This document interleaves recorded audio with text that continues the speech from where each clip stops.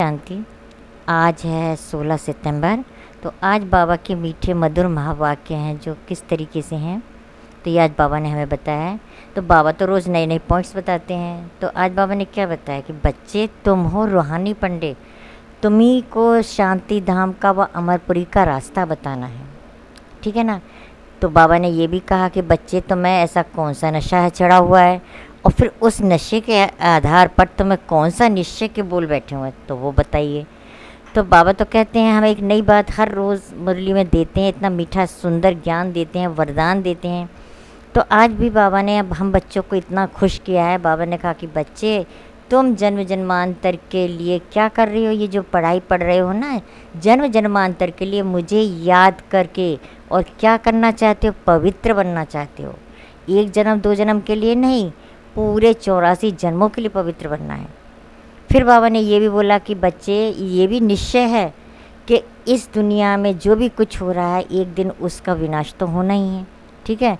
तो बाबा ने ये कहा कि जो मतलब नई दुनिया की स्थापना और पुरानी दुनिया का विनाश ये तो होना ही है।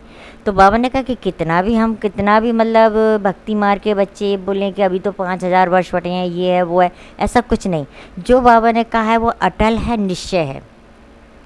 यही ड्रामा में मुख्य पार्ट भी है कि जो होना है वो तो होके ही रहना है। इससे पहले हमें क्या करना है, हमको इतना पुरुषार्थ करना है जिससे क्या कर रहे हैं हमको जो है आगे बढ़ें।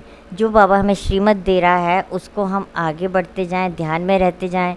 और बाबा ने ये भी कहा है कि तुम मैसेंजर हो, सच्चे रूहानी पंडित तो हो ही, रूहानी पंडित के साथ साथ मैसेंजर भी हो।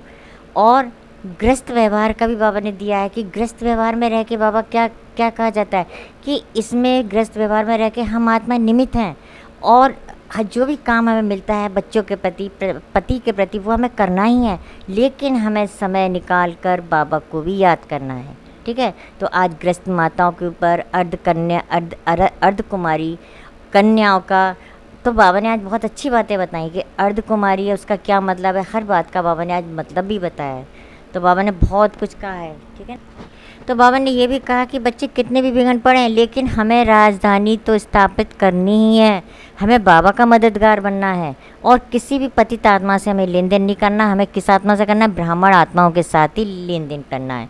सर्व आत्माओं का जो सर्व संबंध हमें एक शिव बाबा से जोड़ने हैं, तभी हमें कहते हैं ना योगी निरंतर योगी का हमें अनुभव होता रहेगा। और सच्चे ब्राह्मण कौन है, जिसके अंदर सर्व शक्तियाँ समाई हुई हैं। तो हमें क्या करना है, पुरुषार्थ पर विशेष ध्यान देना है। अच्छा, ओम शांति।